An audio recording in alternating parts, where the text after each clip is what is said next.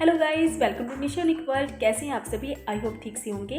दोस्तों, आज भी मैं आप सभी के लिए लाई हूँ एक मोटिवेशन स्टोरी जो हम सबको प्रेरणा देगी कि भाग्य के भरोसे बैठे रहने से ज़िंदगी में कुछ नहीं होने वाला। तो भाग्य के भरोसे मत बैठिए, क्योंकि हो सकता है भाग्य आपके भरोसे बैठा हो। इसलिए ज़िंदगी में जो है वो एक्शंस लेने, कर्म करने बहुत ज़रूरी है। तो पॉजिटिविटी के साथ ज़िंदगी में आगे बढ़ते रहिए और अपने कर्म करते रहिए, अच्छे कर्म करते रहिए और अपने अंदर जो पॉजिटिविटी है उसको बनाए रखिए। ज़िंदगी में कुछ करते रहिए, भाग्य के भरोसे मत बैठिए, तभी ज़िंदगी में जो है वो कुछ हो सकता है, कुछ अच्छा हो सकता है। तो स्टोरी स्टार्ट करते हैं, लेकिन स्टोरी स्टार्ट करने से पहले आप सभी से रिक्वेस्ट है, प्लीज़ मेरे चैनल को सब्सक्राइब, शेयर और लाइक करना मत भूलिएगा। तो आज की कहानी है एक लड़के की जो कि अपने भाग्य से बहुत दुखी था। वो अपने भाग्य को कोसता था कि मेरी कैसी किस्मत बनाई है भगवान ने कि कुछ भी अच्छा नहीं है मेरी किस्मत में, कुछ भी ठीक नहीं है। उसके पिता उसके लिए काफ़ी संपत्ति जो है वो छोड़ के गए थे। वो सारा पैसा उसने अपने ऐश आराम में उड़ा दिया और अब उसके पास कुछ नहीं बचा था। और इसके लिए वो अपने भाग्य को कोस रहा था कि मेरे साथ सब गलत हो रहा है, मेरी ज़िंदगी में खुशियाँ नहीं रही, मेरी ज़िंदगी में पैसा नहीं रहा, मैं क्या करूँ। तो अपने भाग्य को पूरी तरह से वो कोसता था। हर रोज़ का काम था उसका, कुछ काम नहीं करता था, बस अपने भाग्य को कोसता था। तो एक दिन वो अपने घर के बाहर बैठा, इसी तरह से अपने माथे पर अपने हाथ पटक रहा था और अपने भाग्य को कोस रहा था, भाग्य को गालियां दे रहा था। तभी वहाँ से एक ज्ञानी साधु व्यक्ति वहाँ से निकले। तो उन्होंने देखा कि क्या बात होगी, ये लड़का अपने भाग्य को इतना क्यों कोस रहा है। तो वो साधु इंसान जो थे वो उस लड़के के पास गए और उन्होंने उस लड़के को कहा, क्यों, क्या बात है, तुम अपनी किस्मत को इतना क्यों कोस रहे हो? तुम्हारी इसी हरकत की वजह से तुम्हारा भाग्य तुमसे रूठ गया है। तो तुम अपने भाग्य को मनाओ, अपने भाग्य को फिर से मनाकर वापस लेकर आओ, तभी सब कुछ ठीक होगा, तभी तुम्हारी ज़िंदगी में खुशियाँ आएंगी और तुम्हारी जो सुख संपत्ति जो तुमसे खो गई है वो वापस आ जाएगी। तो वो पहले तो उस लड़के ने इस बात को अनसुना कर दिया। ठीक है, वो सोचने लगा कि क्या भाग्य, मैं कहाँ से लेकर आऊँगा भाग्य को। ठीक है, तो फिर इस तरह से मतलब पूरा दिन गुजर गया और रात हुई और वो सो गया। तो उसे सपने में भी उसका भाग्य उसको कोसता हुआ नजर आया कि उसका भाग्य है पहाड़ी के पीछे, बड़ी पहाड़ी थी उसके गांव में। तो बड़ी पहाड़ी के पीछे एक भाग्य नाम का एक व्यक्ति है जो उसको कोस रहा था। वो ये कहकर कोस रहा था कि तुम सारा दिन मुझे कोसते हो, और वो सपने में उसे कोस रहा था, उसे गालियाँ दे रहा था।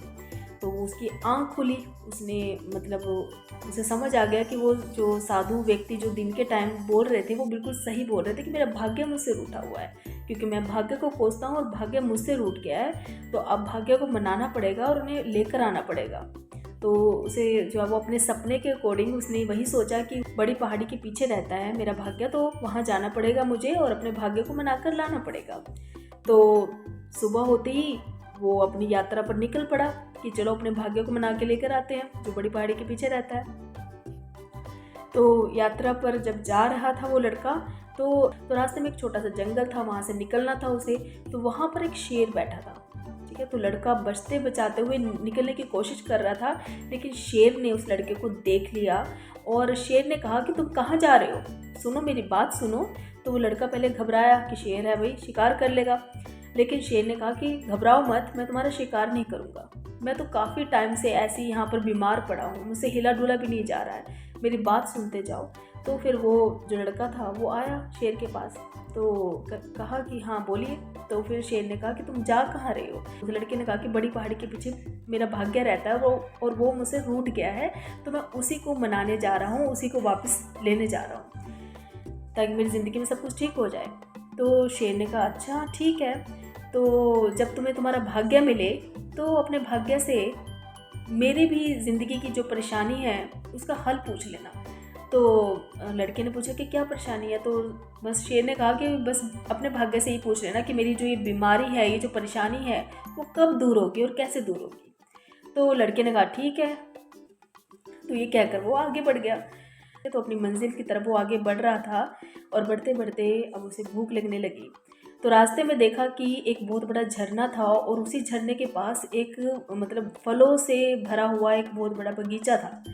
तो पहले उसने झरने में हाथ पैर धोए अपने और उस बगीचे की तरफ गया और वहाँ से एक फल तोड़कर खाने लगा, लेकिन फल बहुत कड़वा था। दूसरा फल तोड़ा तो वो भी बहुत कड़वा था। तभी उस बगीचे का मालिक वहाँ पर आया और बगीचे के मालिक ने कहा कि आप चाहे जितने मर्जी फल तोड़ लीजिए, कोई फ़ायदा नहीं, सभी के सभी फल कड़वे हैं। और इसी बात से मैं बहुत परेशान हूँ, मैं बहुत दुखी हूँ, क्योंकि मैं मेहनत बहुत करता हूँ, लेकिन पता नहीं ये सारे फल मतलब कड़वे क्यों आ रहे हैं, मैं बहुत परेशान हूँ। तो उस लड़के ने कहा कि आप चिंता मत कीजिए, मैं अपने भाग्य के पास जा रहा हूँ। मेरा भाग्य जो है वो बड़ी पहाड़ी के पीछे रहता है, मैं उसे मनाने जा रहा हूँ और अपने भाग्य को वापस भी लेकर आऊँगा अपने साथ, तो मैं उनसे आपकी परेशानी का भी हल पूछ लूँगा।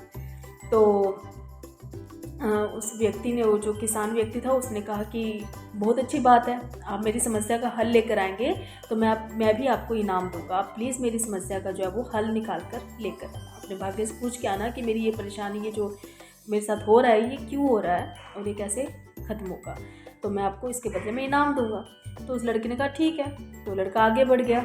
अभी जो उसकी मंजिल थी अभी भी दूर थी, तो वो बहुत थक गया था। रास्ते में एक बहुत प्यारा सा महल था और महल में एक सुंदर सी राजकुमारी थी।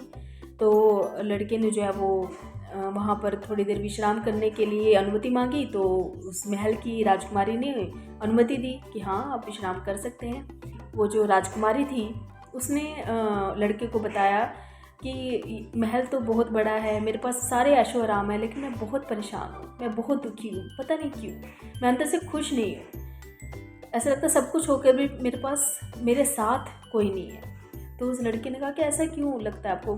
तो राजकुमारी ने कहा कि मुझे खुद नहीं समझ आता कि ऐसा क्यों है। तो लड़के ने कहा कि आप चिंता मत कीजिए, मैं अपने भाग्य के पास जा रहा हूँ, मेरा भाग्य उस पहाड़ी के पीछे रहता है, तो मैं उसको मनाने जा रहा हूँ और मैं अपने भाग्य से आपकी भी इस परेशानी का हल जो है वो पूछ कर आऊँगा। तो राजकुमारी ने कहा कि ये तो बहुत अच्छी बात है, अगर आप मेरी इस परेशानी का हल पूछ कर आएंगे तो मैं इसके बदले में आपको इनाम दूंगी।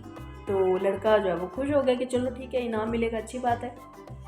तो लड़का अपनी यात्रा पर फिर थोड़ी देर विश्राम करने के बाद अपनी यात्रा पर निकल गया और अपनी यात्रा पूरी करके वो लड़का जो था वो बड़ी पहाड़ी पर पहुंच गया। और वहाँ पर सच में एक बहुत ही साधु संत इंसान जो थे वो तपस्या कर रहे थे। तो लड़के ने तो बस अपने में देखा था कि वहाँ पर जो है वो एक ही व्यक्ति है और वो उसका भाग्य है।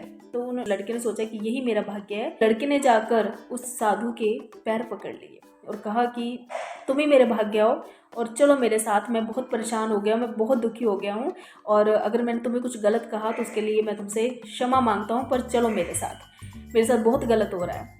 तो साधु व्यक्ति थे, बहुत बड़े ज्ञानी थे, तो उन्हें समझ आ गया कि ये लड़का जो है वो अपने कर्मों पर ध्यान नहीं देता, अपनी किस्मत के भरोसे बैठा है। तो साधु व्यक्ति ने कहा कि हाँ, मैं तुम्हारा भाग्य हूँ, तुमने बिल्कुल सही कहा और तुम सही में सही जगह पर पहुँचे हो। तो फिर लड़के ने कहा देर किस बात की, फिर चलिए मेरे साथ, तभी मेरे साथ सब कुछ ठीक होगा। तो भाग्य ने कहा कि नहीं, मैं अभी नहीं आ पाऊँगा क्योंकि मेरी तपस्या अभी अधूरी पड़ी है, अगर मेरी तपस्या अधूरी रहेगी तो तुम्हारा भाग्य नहीं चमकेगा, तुम चलो, मैं तुम्हारे पीछे पीछे आता हूँ। तो लड़के ने कहा कि हाँ, ये बात भी ठीक है, आप तपस्या कर रहे हैं, मेरे लिए कर रहे हैं ताकि मेरा भाग्य उज्जवल हो जाए, तो ठीक है, मैं आगे आगे चलता हूँ, लेकिन आप मेरे पीछे पीछे ज़रूर आ जाइएगा, मैं आपका इंतज़ार कर रहा हूँ। तो फिर भाग्य ने कहा हाँ हाँ, तुम चलो, मैं तुम्हारे पीछे पीछे आता हूँ। तो वो लड़का जो है वो पहाड़ी से नीचे उतरा, मतलब अपने घर की तरफ जाने लगा। और साथ में तो जिस ज्ञानी और तपस्वी व्यक्ति को वो लड़का जो है वो अपना भाग्य समझ रहा था, उन्हीं से उसने शेर और उस किसान और उस राजकुमारी की परेशानियों के हल भी जो है वो पूछ लिए, उनके जो सवाल थे उनके जवाब भी वो अपने साथ लेकर चल पड़ा। तो रास्ते में सबसे पहले वो जो है वो उस बगीचे के मालिक से मिला और उसके जो भी समस्या थी उसका उसने जवाब दिया कि मेरे भाग्य ने ये जवाब दिया है, तो आप ऐसा कर लीजिए। तो उसने जो है वो उसको जवाब दे दिया। और उसके बाद वो राजकुमारी के महल पहुंचा, वहाँ पर भी उसकी परेशानी जो थी राजकुमारी की, उसकी भी समस्या का हल, उसके सवाल का जवाब भी उसने ये बता दिया। इस तरह से करते करते वो शेर के पास पहुंचा। तो शेर के पास गया तो शेर ने कहा कि मिल लिए अपने भाग्य से, ले आए अपना भाग्य अपने साथ। तो उस लड़के ने कहा कि नहीं, मेरा भाग्य मेरे साथ नहीं आया, वो मेरे पीछे पीछे आ रहा है। तो शेर ने कहा अच्छा, तो चलो अच्छी बात है, इतना समय कैसे लग गया? तो उसने कहा कि लड़के ने कहा कि आपके साथ साथ रास्ते में 2 और व्यक्ति मुझे मिले, एक महल की राजकुमारी थी और एक बगीचे का मालिक था। उन दोनों के भी सवाल थे, परेशानी थी, उनकी भी समस्याओं का हल मैंने अपने भाग्य से पूछा। तो उन्हीं के सवालों के जवाब देने में उनके पास गया था। तो शेर ने कहा कि क्या सवाल थे और कौन कौन व्यक्ति थे और क्या क्या सवाल थे, उनके क्या क्या जवाब थे, मुझे भी बताओ। तो लड़के ने बताया कि रास्ते में एक मुझे महल मिला था जहाँ पर मैंने कुछ समय के लिए विश्राम किया था। वहाँ की राजकुमारी बहुत परेशान थी। सब कुछ था राजकुमारी के पास, ऐशो आराम था, सब कुछ था, इतना बड़ा महल था, राज्य था, सब कुछ था, लेकिन वो परेशान थी क्योंकि उसके उसको लगता था कि वो बहुत अकेली है, उसके साथ कोई नहीं है उसका दुख दर्द बांटने के लिए। ठीक है, तो मेरे भाग्य ने यही जवाब दिया था कि अगर वो अपने मन चाहे वर से यानी लड़के से शादी करती है तो उसकी ज़िंदगी में खुशियाँ आ जाएगी। तो मैंने ये जाकर जो है वो राजकुमारी को बता दिया कि आपकी परेशानी का ये हल है, आप अपने मनपसंद लड़के से शादी कर लीजिए तो आपकी ज़िंदगी में खुशियाँ आ जाएंगी। राजकुमारी ने कहा कि बहुत अच्छा आपने जवाब लेकर आए हो, पर मुझे तो आप ही पसंद हो। तो राजकुमारी ने उसी लड़के को प्रपोज कर दिया था कि आप ही मुझसे शादी कर लीजिए और ये सारा महल जो है वो इनाम के रूप में आपको मिल जाएगा, क्योंकि आप मेरी इतनी बड़ी परेशानी का हल ढूंढ कर लेकर आए हैं। तो फिर शेर ने पूछा, तो ये तो बहुत अच्छी बात थी, यानी राजकुमारी ने तुम्हें शादी के लिए प्रपोज किया, बहुत बड़ी बात है ये तो फिर शेर ने पूछा कि फिर तुमने क्या किया। तो फिर लड़के ने कहा कि मैंने क्या करना था, मेरे पीछे तो मेरा भाग्य चला आ रहा था। अब जब मेरा भाग्य मेरे पीछे चला आ रहा तो मुझे इन छोटे मोटे इनामों का क्या करना था, मैं छोड़ कर आ गया। तो शेर ने कहा, अच्छा तो तुमने राजकुमारी का प्रस्ताव भी ठुकरा दिया। तो लड़के ने कहा हाँ। तो शेर ने कहा चलो ठीक है। उसके बाद क्या हुआ, तो लड़के ने बताया कि रास्ते में जो है वो एक बगीचे का मालिक था। ठीक है, उसके बगीचे के जो फल थे वो बहुत ही कड़वे थे। तो शेर ने पूछा तो इसका क्या हल था। तो लड़के ने बताया कि जो मेरा भाग्य था उसने ये जवाब दिया था कि उस बगीचे के फल इसलिए कड़वे हैं क्योंकि जिस झरने से बगीचे की सिंचाई हो रही है उस झरने में सोना गड़ा है। तो उस बगीचे के मालिक को बोलो कि झरने में से सारा सोना जो है वो निकाल ले और फिर वो पानी बिल्कुल साफ़ हो जाएगा और वो पानी उस पानी से जब वो अपने फलों की सिंचाई करेगा, अपने बगीचे की सिंचाई करेगा तो सारे फल जो है वो मीठे आएंगे। तो या फिर दूसरा रास्ता है कि वो किसी और झरने से जल लेकर अपने बगीचे की सिंचाई करे। तो मैंने जाकर जो है बगीचे के मालिक को ये जो है परेशानी थी उसका ये हल बता दिया कि मेरे भाग्य ने ये बताया, ये कर लो। तो फिर बगीचे के मालिक ने कहा कि चलो बहुत अच्छा कि आपने मुझे ये बता दिया कि इस झरने में सोना है, सोने की वजह से जो है वो पानी कड़वा हो रहा था, जिसकी वजह से जो है वो फल कड़वे हो रहे थे। तो बगीचे के मालिक ने कहा कि अब आपने मेरी इतनी बड़ी समस्या का हल निकाला है तो आप रुकिए कुछ समय के लिए, मैं यहाँ से सोना निकलवाता हूँ और आप वो सोना जो है वो इनाम के रूप में ले जाइए, क्योंकि आपने मेरी समस्या का हल निकाला है।